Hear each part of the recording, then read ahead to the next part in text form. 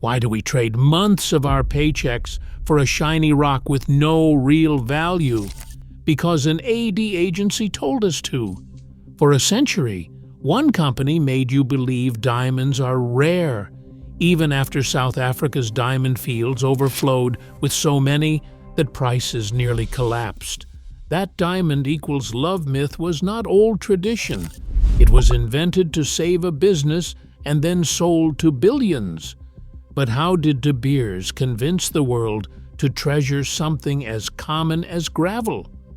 The answer starts with a panic and ends with a secret built deep underground. In 1867, a boy found a glittering stone beside the Orange River in South Africa. That small pebble, later named the Eureka Diamond, set off a stampede. Within just a few years, fortune hunters, merchants, and miners poured into the region. By the 1870s, the ground around Kimberley was torn open, carved into massive pits by thousands of desperate hands. The Big Hole, as it was called, swallowed entire hillsides. Mountains of gravel moved by shovel and wheelbarrow, day and night. At the peak of the rush, over 50,000 miners clawed through the earth, each hoping to strike it rich. The numbers were staggering. In less than a decade, Kimberley's mines spat out more diamonds than the world had ever seen. By some estimates, over 15 million carats were dug out in just a few years. Diamonds once reserved for kings and queens now spilled from the ground like sugar. The price of rough stones tumbled. Merchants in London and Amsterdam watched in horror as their precious gems became just another commodity. The old myth of rarity was shattered with every cartload of gravel. Panic spread through the diamond trade. Dealers feared that if the mines kept churning out stones, diamonds would become as cheap as glass. Some speculators dumped their holdings, worried the market would crash completely. The world's biggest open-pit mines became symbols of both hope and dread, proof that nature could bury fortunes as quickly as it revealed them. The chaos of the diamond rush left scars across the land and cracks in the market. In Kimberley, the air filled with dust and the shouts of men gambling everything on a handful of rocks. But underneath the frenzy, a new kind of threat was growing. If diamonds were no longer rare, who would decide what they were worth? And who would dare to try to stop the flood? As the boom spiraled out of control, one question echoed from the muddy pits to the marble offices of European jewelers. How do you save a fortune when everyone suddenly has the key to the vault? The answer would come from a man who saw opportunity in chaos and who would soon arrive in Kimberley with a plan to turn panic into power. Who was this man, and how would he stop the flood? Cecil Rhodes arrived in Kimberley with a plan and a bankroll. While other miners gambled on luck, Rhodes bought mining claims one by one, quietly outlasting rivals who went broke or gave up. He did not dig with a shovel. He worked with contracts and cash. Behind him stood the Rothschilds, Europe's most powerful banking family. Their loans gave Rhodes the firepower to outbid anyone. By 1880, he controlled so much ground that he set up his own company just to manage it all. Rhodes wanted more than a big slice. He wanted the whole PIE. In smoky back rooms in Kimberley and in polished offices in London, he cut deals that squeezed out smaller operators. When a rival discovery threatened to flood the market, Rhodes moved fast. He either bought them out or forced them to sell through him. Every gem pulled from the South African earth now had to pass through Rhodes's hands. The real breakthrough came in 1888. Rhodes convinced every major claim holder in Kimberley to merge into a single company, De Beers Consolidated Mines Limited. With one move, the chaos was over. De Beers now controlled nearly every diamond coming out of South Africa. The company followed the rules. It decided how many stones would reach the market and at what price. The old dream of striking it rich on your own was dead. If you wanted to sell diamonds, you had to go through Rhodes. Money poured in from London. The Rothschilds, always eager for a safe bet, backed the new company with millions. De Beers became a fortress, guarding its supply and crushing outsiders. By the end of the 1880s, the world's diamond trade was no longer a wild gamble. It was a closed shop run by one man and his inner circle. The myth of scarcity was back in business, but the story was just beginning. Now that Rhodes had the mines, he needed a way to keep the illusion alive, no matter how many diamonds he had locked away. By the early 1900s, De Beers was not just a mining company. It was the only door to the world's diamonds. No matter where a stone was dug up, it all had to pass through one narrow funnel. The company set up an exclusive pipeline that locked out any competition. In 1930, De Beers launched the Central Selling Organization, CSO. This was not just a sales office, it was a fortress. If you wanted to sell diamonds, you signed a contract with the CSO. If you wanted to buy, you had to be on their list. Every year, De Beers decided how many diamonds would be sold and at what price. Miners and producers could not just take their stones to the highest bidder.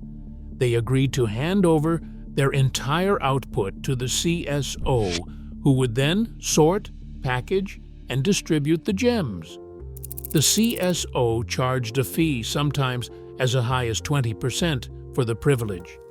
But the real price was control. Producers who tried to break free found themselves shut out of the market. On the buying side, De Beers invented a special club called the Sight Holders. These were hand-picked companies, each tested for loyalty and reliability. Sight holders got invited to secret meetings in London called sights. 10 times a year, they would show up, sit at a table, and receive a box of rough diamonds. No haggling allowed. The price was non-negotiable. The box was take it or leave it. If you complained, you risked losing your spot forever. Every diamond, whether from Africa, Russia, or Australia, was sorted into thousands of categories by size, color, and quality. The CSO decided who got what and when. If a producer or buyer tried to sell outside the system, De Beers could flood the market with similar stones, crushing prices and forcing them back in line. This funnel meant that De Beers could hold back mountains of diamonds in their vaults whenever prices dipped, or release just enough when demand was strong. It did not matter how many diamonds existed in the world. What mattered was how many De Beers let out each year. Through contracts, loyalty, and a little fear, one company turned a flood into a trickle and made diamonds feel rare again. But the funnel had a secret cost. Next, we will see the vaults that hid billions and the choices that kept the market under one roof. De Beers didn't just control the gate, they built the whole fence. By the early 1900s, nearly 9 out of every 10 diamonds dug from the earth anywhere on the planet passed through their hands. That's not a typo. At their peak, De Beers controlled close to 90% of the world's diamond supply. If a mine opened in Africa, Russia, or Australia, De Beers made sure the stones flowed into their system, or not at all. Every year, the company decided exactly how many diamonds would reach the market. They set strict quotas, telling each producer how much they could sell and when. The message was simple: follow the rules or get locked out. Even the biggest mines signed exclusive deals, agreeing to hand over their entire output in exchange for a steady paycheck and a promise that prices would stay high. Inside De Beers headquarters, teams sorted and graded mountains of rough stones into thousands of categories. Then, like clockwork, the company handed out boxes of diamonds to its chosen buyers, the site holders. These buyers did not get to pick and choose. They got what they were given at a price set by De Beers, take it or leave it. Complain, and you could lose your spot for good. This was more than a business deal. It was a stranglehold. If a producer tried to sell diamonds outside the system, De Beers could punish them by flooding the market with similar stones, crashing prices, and forcing rebels back into line. The company kept a close watch on the numbers, making sure no one broke ranks. The result? Supply and demand were no longer natural forces. They were whatever De Beers said they were. The company could make diamonds seem rare, even when vaults were overflowing. For decades, this grip on the world's supply let De Beers set prices as high as they liked, while everyone else played by their rules. But even with all that power, there was one thing De Beers could not control: how people felt about diamonds. If you want to sell a mountain of rocks, you need more than quotas. You need a story people will believe. Next, they hired the storytellers. What happened next would change the way the world saw love and make diamonds irresistible. In 1938, De Beers faced a problem money alone could not solve. They had the world's diamonds locked up, but the Great Depression had crushed demand. People had stopped buying. The old idea that diamonds were rare was not enough. So, De Beers turned to a different kind of power: words. They hired the N.W. Ayer advertising agency in New York and gave them one job: make people want diamonds again, not just want, need. The ad men did not talk about carats or clarity. They sold a feeling. They ran magazine spreads of glowing brides, happy couples, and a single sparkling stone. The message was not about money or investment. It was about love. Then a short line appeared: "A diamond is forever." The line first showed up in 1947, but the campaign began in 1938, when De Beers needed a miracle. The ads did not stop at magazines. They slipped into movies, radio, and even school textbooks. Teachers taught that diamonds were the proper way to show love. Hollywood stars flashed their rings on camera. The idea spread fast. If you wanted to prove love, you needed a diamond. The real genius was how words turned a common rock into a symbol. That slogan made the stone seem eternal, like love itself. It suggested that selling or trading a diamond was almost a betrayal. The words did what vaults and contracts could not. They made people believe. Soon, the ads hinted at price. The idea of how much a diamond should cost came next. First, De Beers had to make sure the world felt a diamond was not just a pretty stone. It was a promise. But if words could build a legend, they could also set a trap. The next move would make sure nobody escaped it. The ads had already planted the idea that a diamond was the only way to show real love. But De Beers wanted something more, a rule that would make every proposal cost the same kind of pain. Enter the 2-month salary guideline. This was not an old tradition. It was a brand new invention by the same ad men who sold the world on "a diamond is forever." In the late 1940s, magazine spreads and radio spots told young men that a diamond ring should cost at least 1 month's wages. Soon that number crept up to 2 months, not because diamonds got rarer, but because De Beers decided love should have a price tag. It worked like magic. By the 1950s, the question was not, "Should I buy a ring?" It was, "How much should I spend?" The answer was always, "More." Ads showed nervous grooms worried they had not spent enough. Friends and family joined in, turning the ring into a test of devotion. If you loved her, you would prove it with 2 months of your life, spent on a stone you could not eat, drive, or resell for anything close to what you paid. The numbers backed it up. In the United States, diamond ring sales doubled between 1939 and 1979. By the 1980s, over 80% of American brides got a diamond engagement ring, most bought by men following the salary rule. The same trick spread to Japan, Europe, and beyond. In Japan, diamond engagement ring sales went from almost zero in the 1960s to over $1 billion a year by the 1990s, all thanks to the same guideline. The genius of the salary rule was its simplicity. It turned buying a diamond from a choice into a duty. It made love measurable and expensive. It did not matter how many diamonds sat in vaults or how cheap they were to dig up. What mattered was the feeling that you had to buy one and you had to spend big. The price of love was not set by nature or the market. It was set by a company with a mountain of rocks to sell.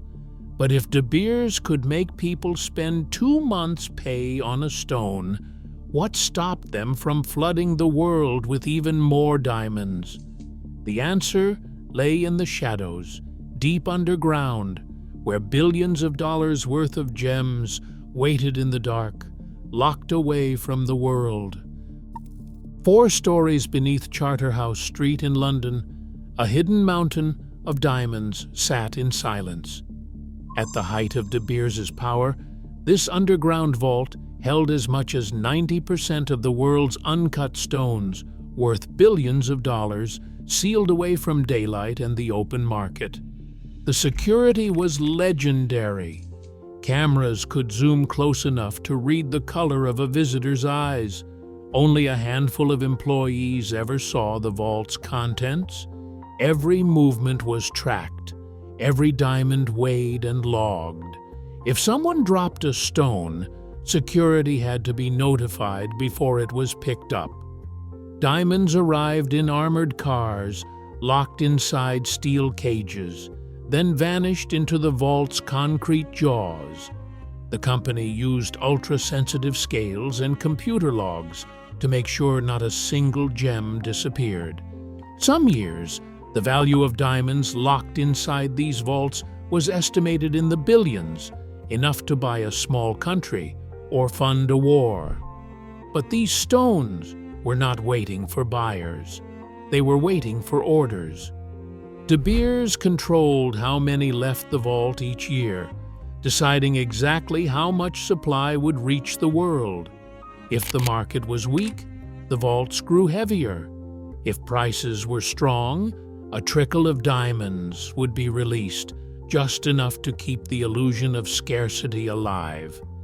In the 1950s, a new threat arrived: Russian diamonds pouring out of the frozen ground in Siberia.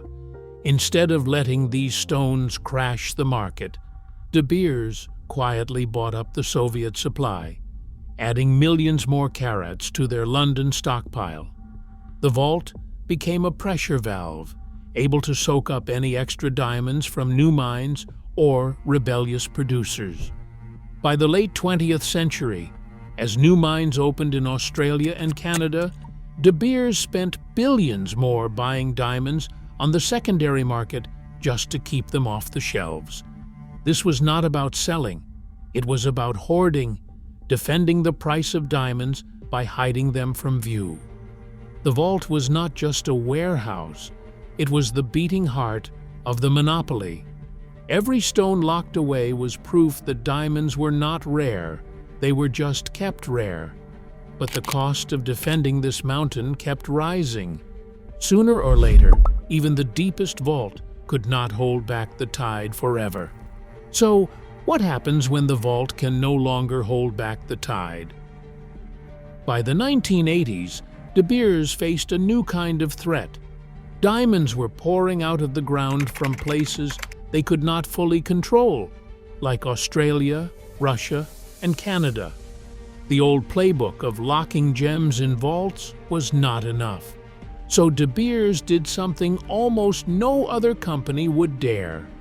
They started buying diamonds from their competitors, sometimes at prices above market rates, just to keep those stones off the shelves. This was not about making a profit. It was about keeping the illusion alive. When mines like Argyle in Australia began selling outside the De Beers system, the company feared that a flood of cheap gems would crash prices worldwide. Rather than let that happen, De Beers quietly spent billions of dollars buying up these unwanted diamonds on the secondary market.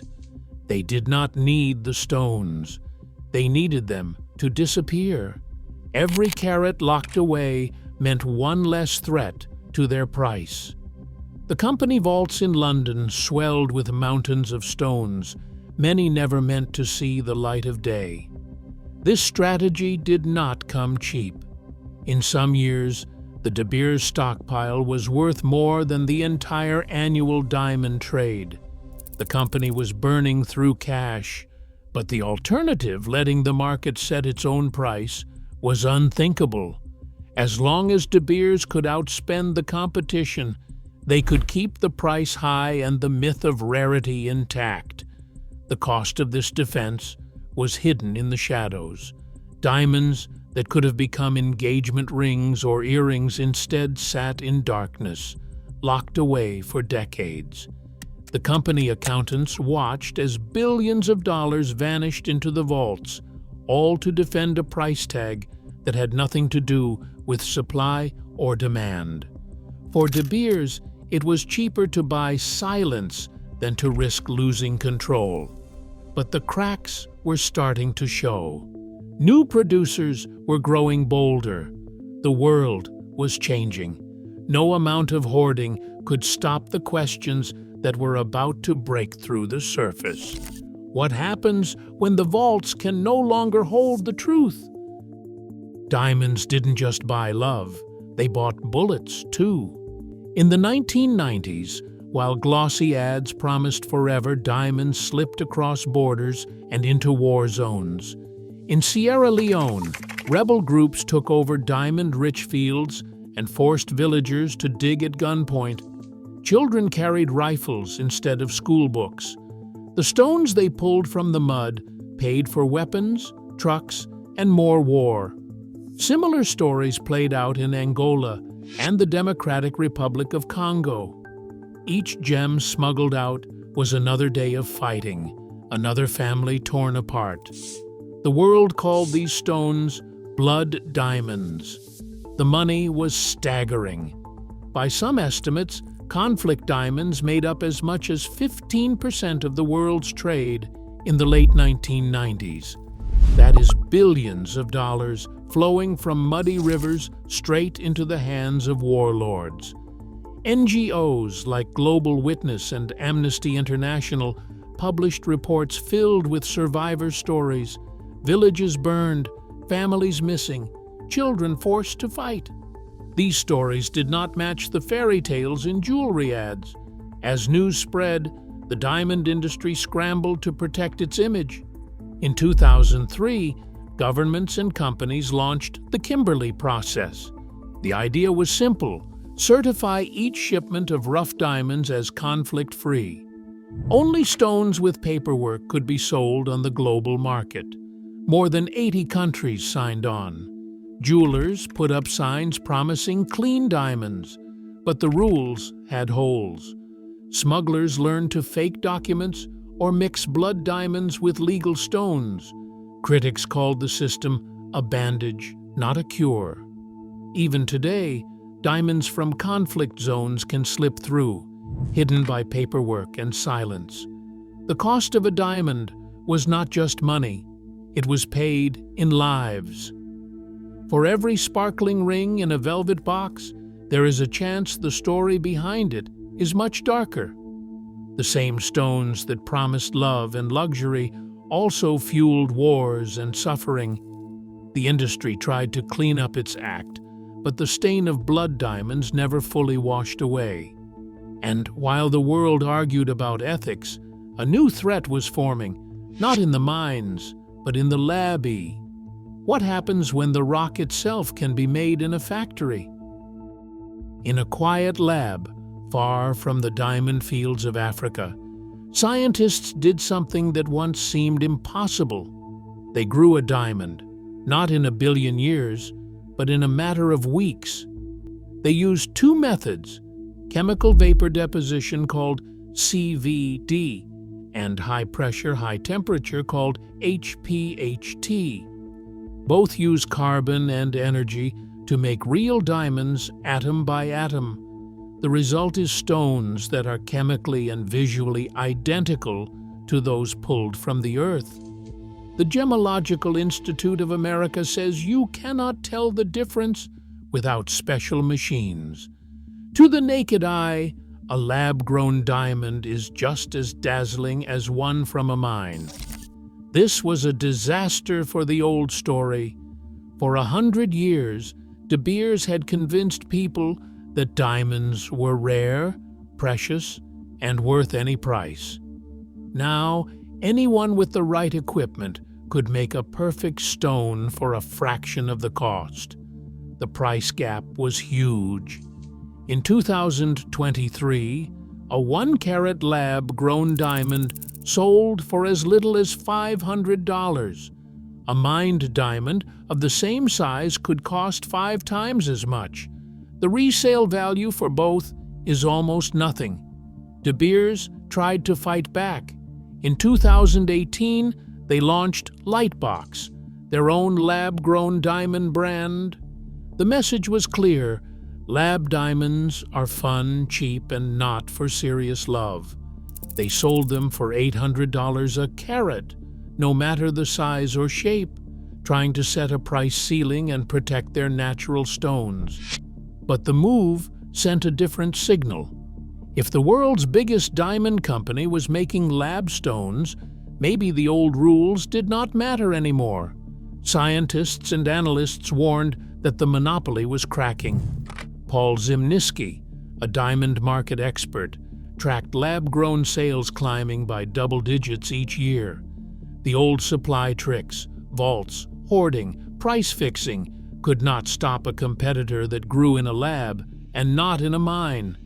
The story that kept diamonds expensive for a century was now under attack from science itself.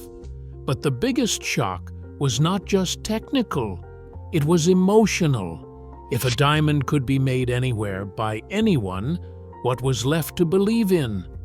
The myth of rarity was fading. The next chapter will ask, if diamonds are not rare and not forever, what exactly have we been buying all these years? Today, lab-grown diamonds can be made in weeks for a fraction of the cost. Yet the myth of scarcity still props up prices worldwide. Billions of dollars and countless dreams hang on an idea the industry crafted in boardrooms, not in nature. As those old illusions crack, one question lingers. If value can be manufactured, what else do we believe without questioning? We did not buy a product, we bought a lie. Thanks for watching. Share your thoughts below.